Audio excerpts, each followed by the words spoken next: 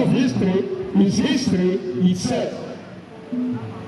The history of history is history itself.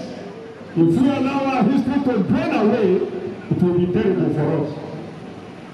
May you on this note beg the young leaders of thought to please rush back to Guinea and remove that ego and put our python.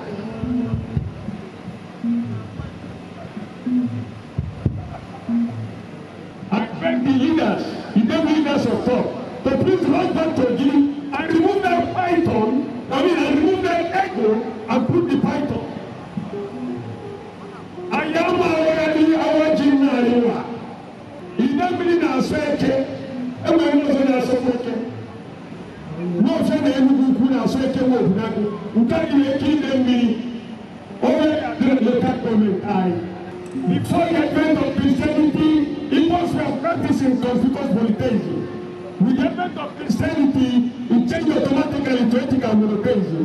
The point of my question with the look of the economies of Colorado is part of Igbo traditional and spiritual consanguinity with our ancestors. Whether you are in the Anglican Communion or the Catholic Communion or the Pentecostal Communion, even the traditional Communion, all in all, the Mosaic Decalogue remains a perpetual injunction. The world court at Hague cannot set the Mosaic Decalogue aside. Of the team, MC Oxygen is an image blunderer.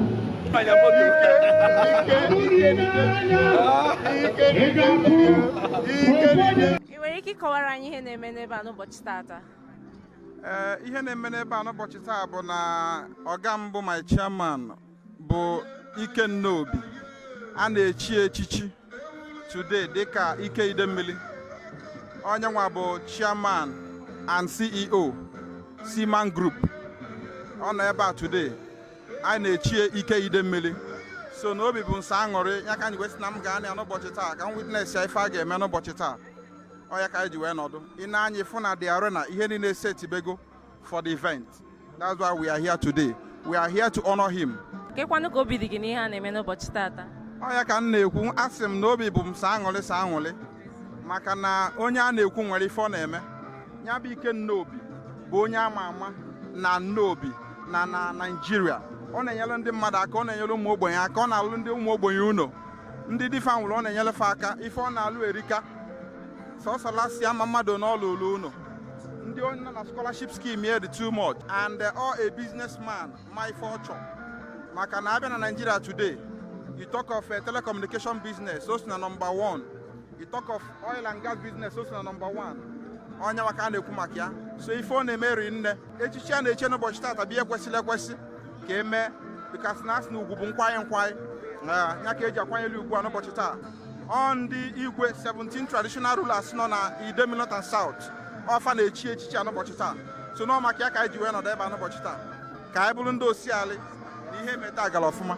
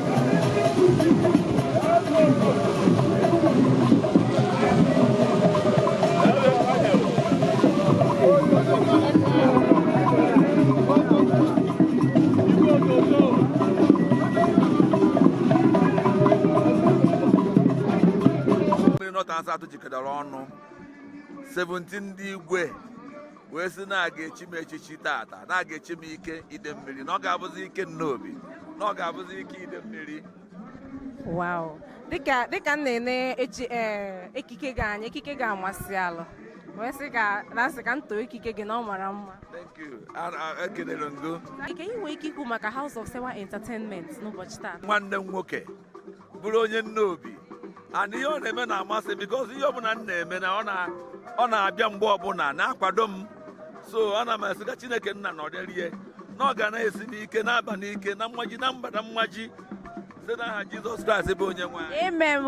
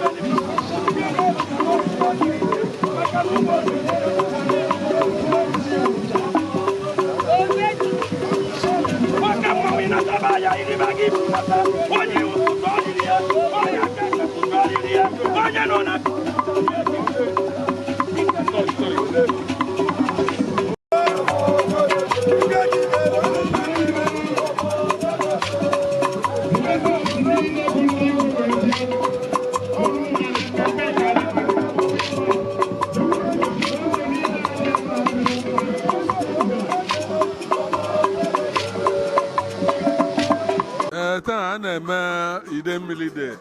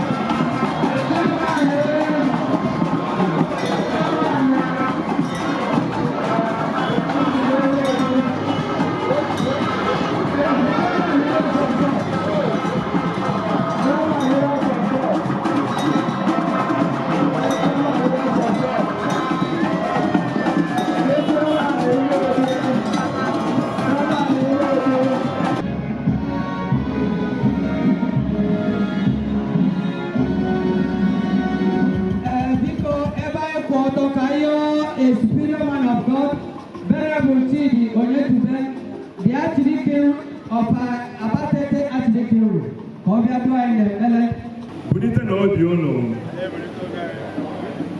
onye nwe anyị Chineke nke pụrụ ime ihe niile,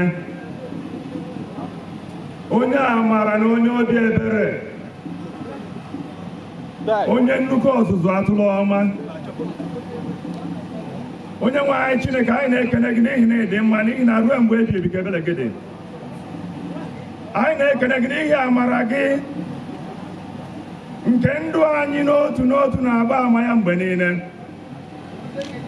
Amara nke ndụ, amara nke nchekwa pụọ n'ihe ize ndụ nke jupụtara n'elu ụwa, amara nke alụ ike, amara nke odudu gị, amara nke ichepụta ezi ihe dị iche iche nke ọnọdụ anyị nọ n'ụbọchị taata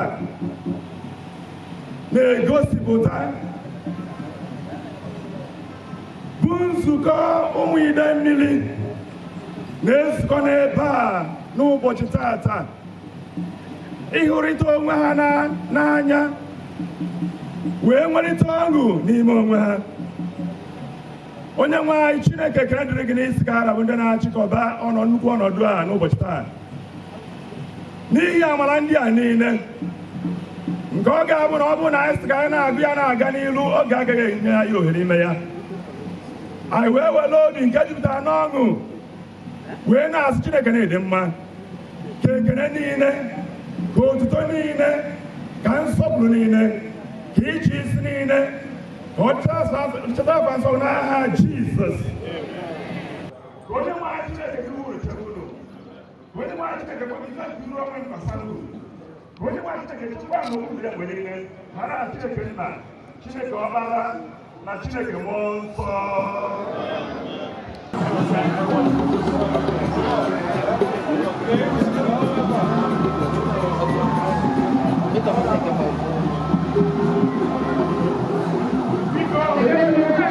Yeah.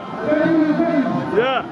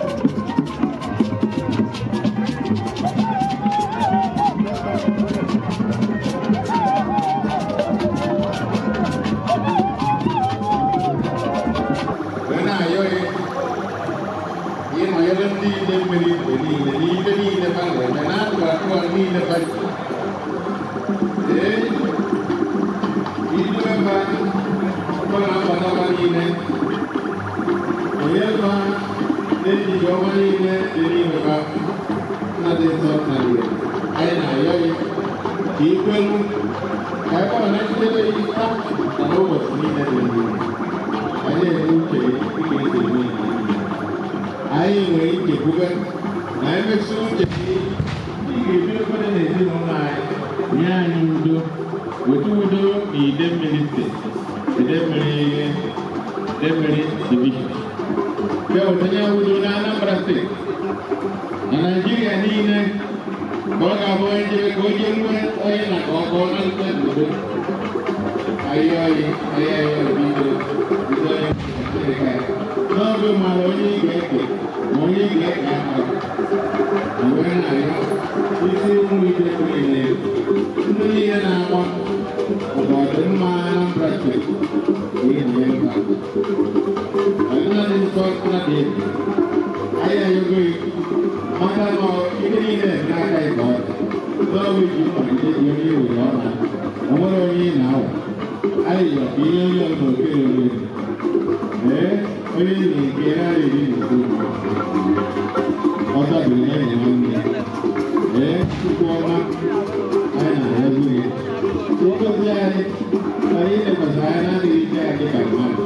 Tapi no juga ada. Ini mana yang kita ini mereka. Bukan mereka mana boleh. Itu orang beda. Hanya pemkot. Naik apa itu.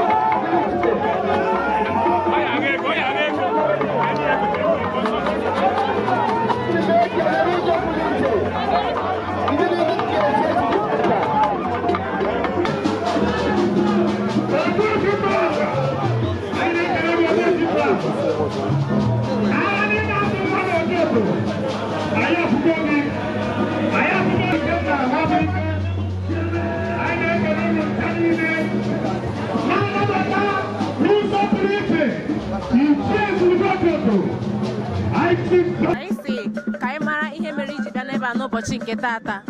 Okay, a na-echi di m echichi. O so na ndị a na-echi echichi taa. Di gị so na ndị a na-echichi echichi n'ụbọchị nke taata. Kekwanụ ka obi dị gị na a na-echi di gị echichi a n'ụbọchị taata? Obi bụ mfe aṅụrị. Adị m happy, you know. Like the skill acquisition launch. I'm like the skill acquisition here. I'm actually 2 years here. And I go like the groundbreaking of this very event like a year in the next couple of months. After I make a divine member, only that Idemili got announced when the next Idemili day happened. Other Suzaya, I am all over the room, I cannot let you. Running more, we're running. It's your women. I got my body goes on you, and I can never get on the Madia. I don't get any of me. Chief Doctor, we found the name for get to go for 5 minutes so that okay, one knows, I second no. Yeah. Chief, one day, 5 minutes prayer. Everybody, trouble. Oh, party, please.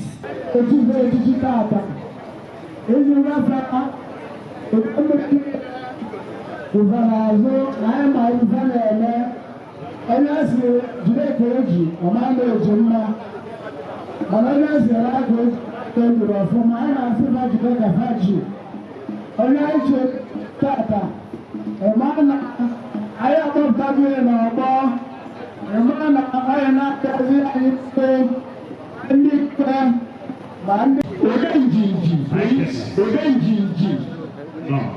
There is little Idemili Oku. The solution is today. Let's call on Chief Felix Opera. Chief Felix Opera.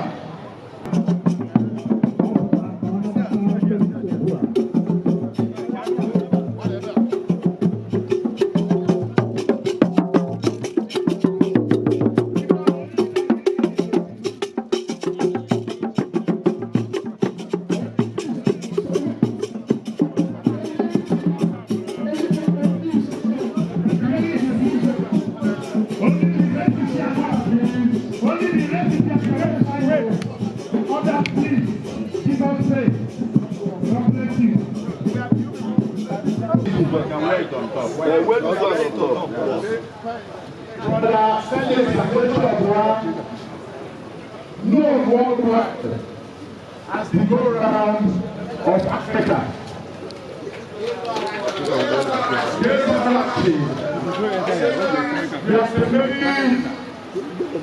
We are happy. You can stand though. With the people of Idemili as I bring you greetings from His Eminence Oba Akwu-Ukwu Namebi, the Oba from Ala.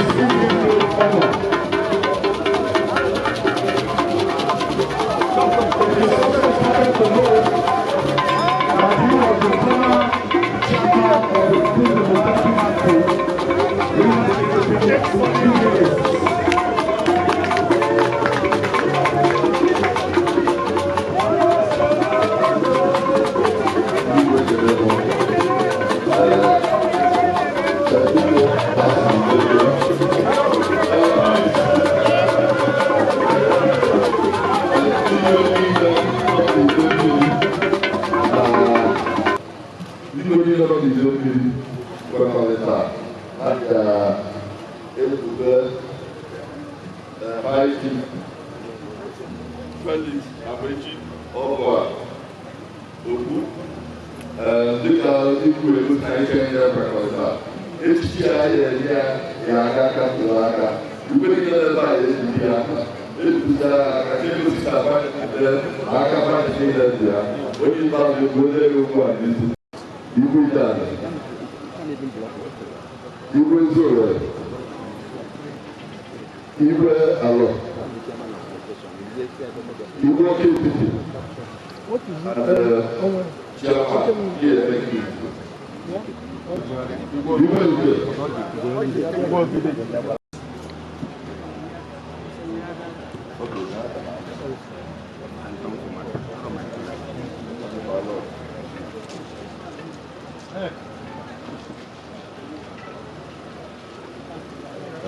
Felicităm.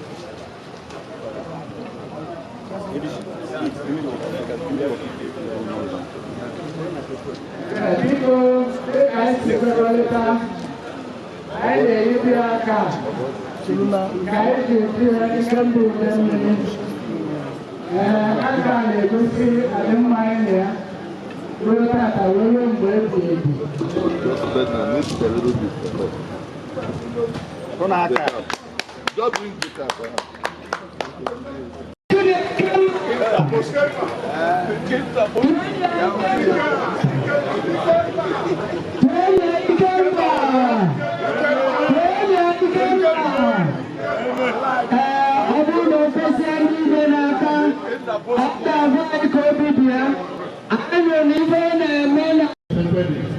It is said that one in Anambra.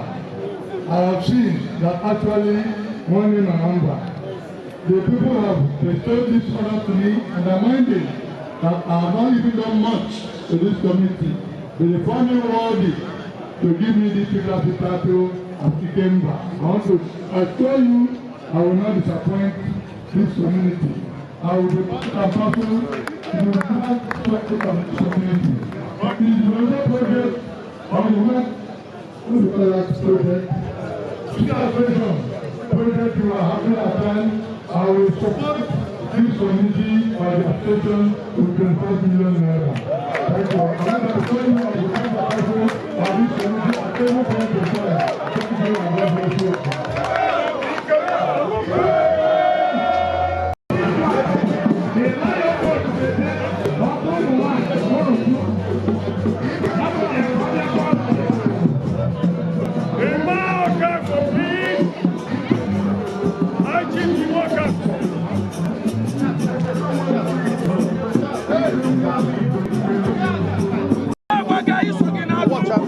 Watch out. Okay, Mama, you gotta call the guy.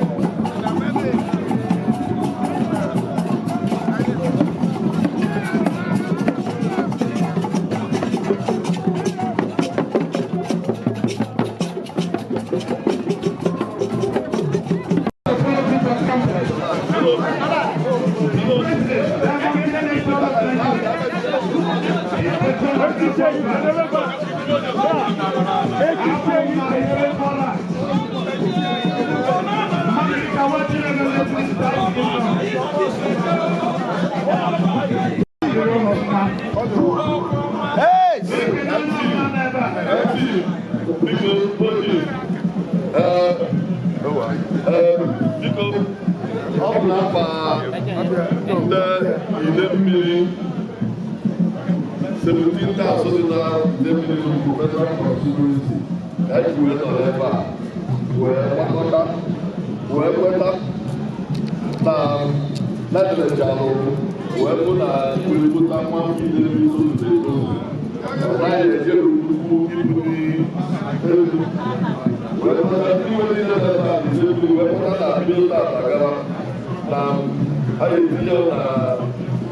that over the Idemili federal constituency.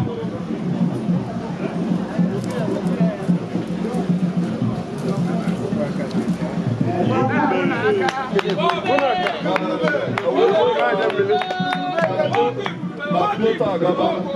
Ebe anyị eruwe mmalụzụ na Idemili bụ Igbo Idemili. Ọ bụ na ewe koto na obodo anyị na-ana. Gwatia. Ndị ọjọọ na-abịa. Igbo na-ekechapụ ndị ọjọọ na-abịa obere. Nke a fakpolu. Anyị nyere gosi na ebe nyere ezi.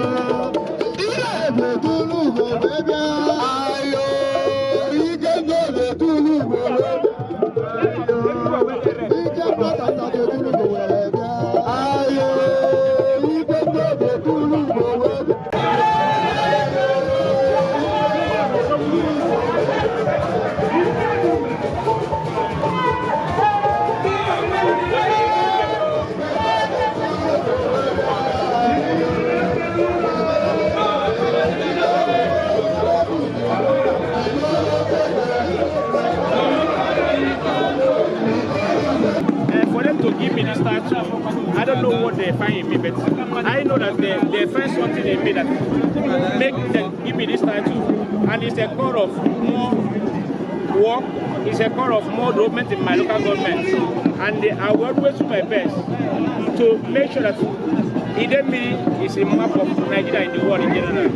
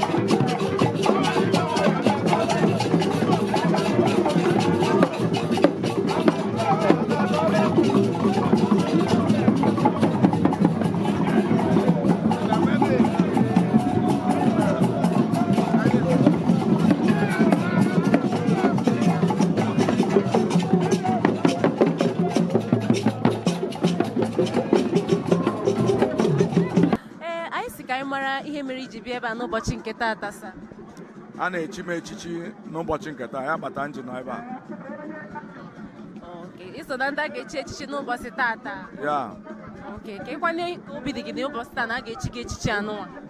Obi bụ sọ aṅụrị maka na ọ dịrị izi na Idemili North and South na mmadụ dịka m so na ndị akpọnite n'ụbọchị nkata inye echichi a. Ọlụ ọma onye lụ ga-eji echeta ya, so ọ bụ nsọ aṅụrị na nwobele oge ọ ya fe eme nwezi ife ya ajụ m ajụkwazie m asa m. Nsogbu adịrọ. Anyị si ka anyị mara ka ihe nwere ike ikwu maka ndị a na-eme gị ntaviu a n'ụbọchị nke taata. Ebe nwere ike ikwu bụ na mmasị unu jisi ike n'ọlụ ike agwụ n'ụlọ ọ Chukwu na-akwụ ụgwọ so na ebe a nwa ụnụ na-alụ ọ na-irururu ka ụnụ ya ada aga ụnụ ya ada eme ọfụma. Ndewo nnukwu mmadụ, anyị kenekwara gị ọzọ.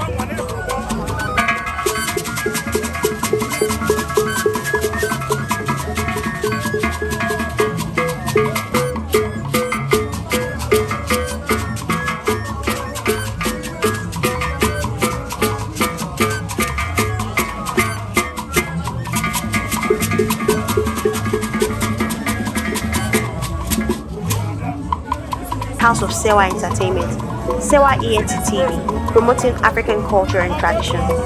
To watch more videos, visit, follow and subscribe to Sewaent TV on every social media platform.